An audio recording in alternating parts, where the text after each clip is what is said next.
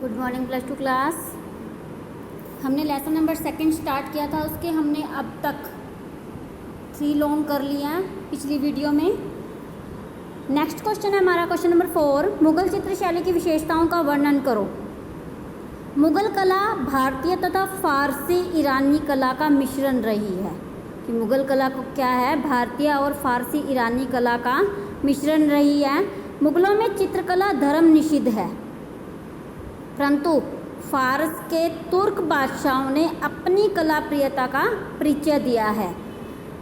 तुर्क बादशाहों ने, यानी कि वो एक बहुत बड़ा देश है जिसमें बहुत सारे मुसलमान रहते हैं, मुसलमानों के लिए वो प्रसिद्ध है। और ईरान से उन्होंने कला प्रेरणा ग्रहण की है।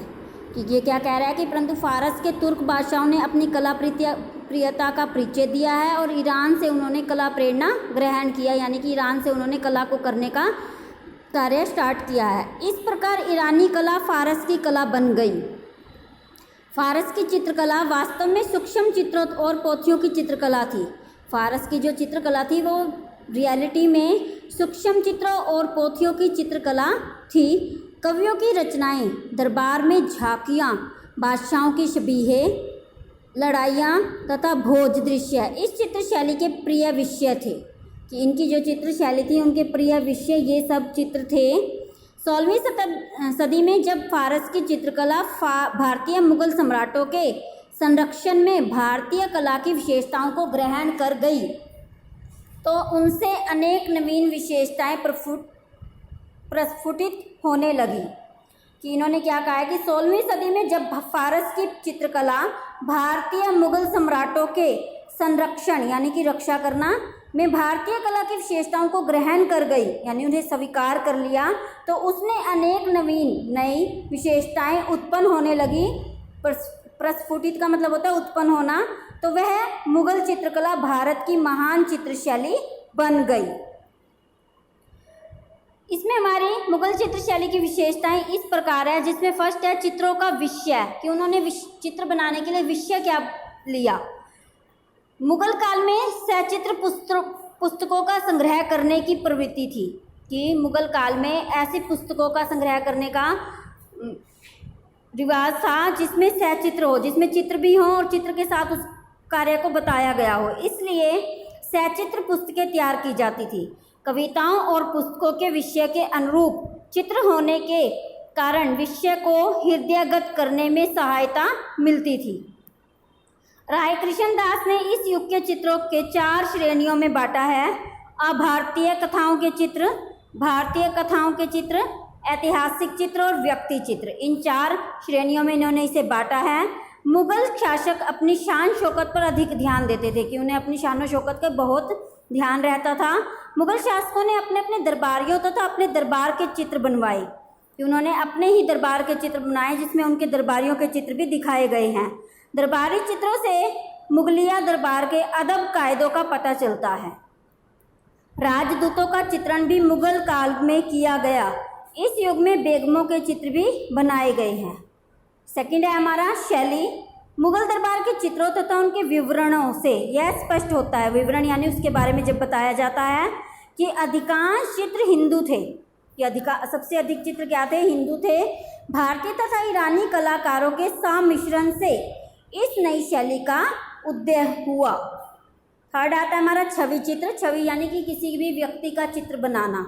मुगल काल में व्यक्तियों के चित्रण का बाहुल्य रहा है। कि व्यक्ति चित्रों को बहुत विशेष महत्व दिया गया है। व्यक्तिगत रूप से तो चित्रकारों ने मुखाकृतियाँ चित्रण में रुचि दिखाई। इनमें शासकों की मुखाकृतियाँ चित्र अच्छे हैं। ऐसे भी चित्र मिले हैं जिसमें कई पीढ़ियों के राजाओं को एक साथ दिखाया गया है। उसमें मुंह जो है वो बहुत विशेष रूप से चित्रित किया गया है। इसमें शासकों की मुखाकृतियाँ चित्र अच्छे हैं। और ऐसे चित्र मिले हैं जिसमें कई पीढ़ियों के, मतलब कई राजाओं के चित्र, कई पिछली पीढ़ियों के राजाओं के चित्र भी दिखाए गए हैं। पृष्ठभूमि, कि उसकी पृष्ठभूमि कैसी बनाई गई है। मुगल शैली के चित्रों की पृष्ठभूमि में उदासीन और धुंधले रंगों का इस्तेमाल किया गया है। यानी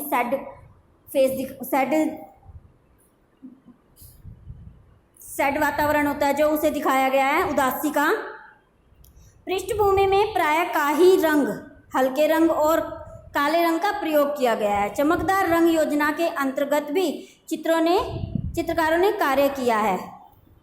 समायोजन, पॉइंट नंबर 5, साजो सामान। पॉइंट नंबर 5, साजो सामान। चित्रकला की अभिव्यक्ति केवल चित्रों द्वारा ही नहीं हुई है, अपितु वस्त्र, कालीन, पर्दों आदि पर भी अंकन किया गया है। कि से केवल चित्रों को ध्यान में नहीं रखा गया, बल्कि वहाँ की सजावट पर भी विशेष ध्यान दिया गया है। पर्दों तथा कालीनों में बारीक अलंकरण यानी सजावट है। प्राय आकृतियों को चिकन, मलमल, डोरियों आदि पहने हुए दिखाया गया है। चित्रांकन, चित्रों का अंकन करना। मुगल युगीन चित्रों के साथ उनका चित्रांकन भी मिलता है। इस युग के चित्रकारों को मानव प्रकृति का ज्ञान था, कि इस समय के जो चित्रकार थे उन्हें प्रकृति का बहुत ज्ञान था। इसलिए शासकों के चेहरे पर क्रूर भावों को भी व्यक्त करने में ये कलाकार पीछे नहीं रहे हैं। कि जब भी वहाँ के चित्रकारों को हमेशा खुश और अच्छे उसमें नहीं दिखाया गया है, मूड में, कभी कभी उन्हें क्रूर फेस बनाकर भी दिखाया गया है। हाथों की बनावट तथा आँखों द्वारा ही क्रूरता तथा अन्य भावों की अभिव्यक्ति हो जाती है। कि हाथों की बनावट, चित्र में राजाओं के हाथों की बनावट इस प्रकार से दिखाई गई है और आँखों की बनावट इस प्रकार से दिखाई गई है कि जैसे राजा बहुत ही क्रोधित है। एक चश्मीयता, मुगल कालीन चित्रों में एक चश्मीय चेहरे मिलते हैं। ईरानी शैली में 1.5 चश्म चेहरे मिलते हैं। मुगल चित्रकारों ने ऐतिहासिक चित्र भी बनाए। इन चित्रों के हाशियों पर सुंदर अक्षरों से उस व्यक्ति का नाम लिखा जाता था जिसका वह चित्र है। एक चश्मीय चेहरे, मैंने आपको पहले वाली वीडियोस में बताया कि चश्म, वहाँ उस टाइम चश्म का मतलब होता था कि वो कितने साइज का चित्र बनाया जाएगा। तो उसमें 1 चश्म, 1.5 चश्म, 2.5 चश्म, इन सब के साइज होते थे। और इसमें हाशियों का होता है बाउंड्री, जो हम पिक्चर बनाते हैं उसकी बाउंड्री, कि हम उसकी साइड पे बाउंड्री किस तरीके की बनाते हैं। तो ये कह रहे हैं कि इन चित्रों में हाशियों का सुंदर अक्षरों के साथ उस व्यक्ति का नाम लिखा जाता था जिसका वह चित्र है, यानी बाउंड्री में। इसी परंपरा में संतों की शबीहें भी बनाई गई हैं। इस समय तुलसी, कबीर, शेख फूल, शेख सलीम चिश्ती, वल्लभाचार्य, सूरदास, मीरा आदि के चित्र भी बनाए गए हैं। इसके बाद आता है हमारा पॉइंट नंबर 8, उत्सव चित्र। मुगल शासकों ने ऐतिहासिक उत्सवों के चित्र भी बनाए हैं। उत्सवों के चित्रों को भी उन्होंने बनाया है। राजदूतों, युद्ध, मंत्री परिषद, राज दरबार, जन्मोत्सव, शाहजहाँ का जनाजा, अली मर्दान का मुजरा, शाहजहाँ का जन्म आदि चित्र उत्सव चित्रों के नायाब नमूने हैं। आखेट एवं यात्रा, जहांगीर के काल में यात्रा और आखेट चित्रों की भी रचना हुई। आखेट यानी शिकार। आखेट चित्र मुगल के प्रिय विषय रहे हैं, कि मुगल आखेट करना बहुत पसंद करते थे और उनकी चित्रकारी कराना भी उन्हें बहुत अच्छा लगता था। शेर और मृग आखेट चित्र प्रचुर मात्रा में मिलते हैं, कि शेर और हिरण का शिकार करते हुए का चित्र वहाँ पर बहुत अधिक पाया गया है।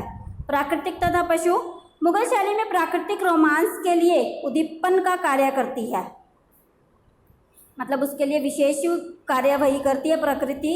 ताड़ वृक्ष, कदली वृक्ष, आम, वट, पीपल का अंकन उन्हीं मनोभावों को व्यक्त करने के लिए किया गया है।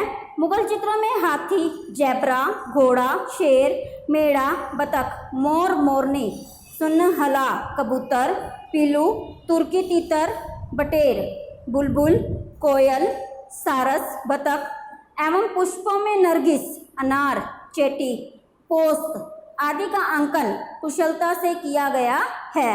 भौरे, तितलियां तथा अन्य कीड़े मकोड़ों का भी अंकन तारतम्य मिलाने एवं सादृश्यता उत्पन्न करने के लिए किया गया है। सादृश्य यानी उन्हें सजाना, सजावट को उत्पन्न करना।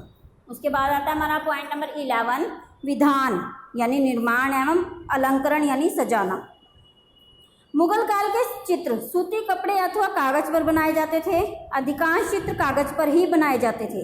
चित्र में स्पाट रंग भरकर यानी सीधे रंग भरकर उन्हें घोटा जाता था, यानी उन्हें ऊपर से दबाया जाता था, फिर वसली चढ़ाई जाती थी, घोटा जाता था। इन चित्रों में चारों ओर हाशिया बनाया जाता था और अंकन किया जाता था, भाई उसके ऊपर लिखा जाता था, फिर वसली चढ़ाई जाती थी। वसली होता है उसके ऊपर अट्रैक्शन के लिए, उसे कवर करने के लिए जो चीज़ चढ़ाई जाती थी उसे वसली बोलते थे। रंग, मुगल चित्रकला में वनस्पति रासायनिक खनिज रंगों का प्रयोग होता था। ये रंग इन खनिजों से बनाए जाते थे। काला, सरसों के तेल की स्याही से। लाल, लाख से। नीला, नील के पौधे से। पीला, नकली पियोडी ढाक के फूलों का रस। सफ़ेद, सफ़ेदा या कासगार जस्ते को जलाकर। लाल, सिंदूर व हिंगूल। इसी प्रकार खनिज रंगों में हिरोंजी, गेरू, रामरज, मुल्तानी मिट्टी, सफ़ेद खड़िया तथा रासायनिक रंगों में सोने व चांदी के वर्क से बने रंगों का प्रयोग किया जाता था। 7 है। इसके अलावा इसके अंदर और क्या क्या विशेषताएं आती थी? मुगल शैली में एक नहीं अनेक विशेषताएं हैं जिनको आज भी पुरानी परंपरा के लोग इस्तेमाल करते हैं। इनमें कुछ निम्न हैं। हिरन की खाल पर आग जलाकर सीमा बनाई जाती थी, कि हिरन की जो खाल होती थी उस पर आग लगाकर उससे सीमा बनाई जाती थी कि कितने क्षेत्र में हमने चित्र बनाना है। रात के दृश्य को अंकित करने के लिए चांदनी का अस्तर लगाया जाता था, चांदी का, सिल्वर फॉइल वाला। इसी प्रकार सोने का प्रकाश भी अंकित किया जाता था। ये रेखाएं साफ, महीन यानी बारीक और लिपि रेखाओं के समान हैं। सादृश्यता के लिए छाया का प्रयोग किया जाता था, यानी समानता, यानी सादृश्यता का मतलब होता है समानता, यानी दो चीज़ों में समानता दिखाने के लिए छाया का प्रयोग किया जाता था। व्यक्ति चित्रों में त्रिभुजाकार रंग योजना का प्रयोग किया जाता था, त्रिभुज आकार के रंगों का। भवनों की चित्रकारी अधिक की गई है, यानी कि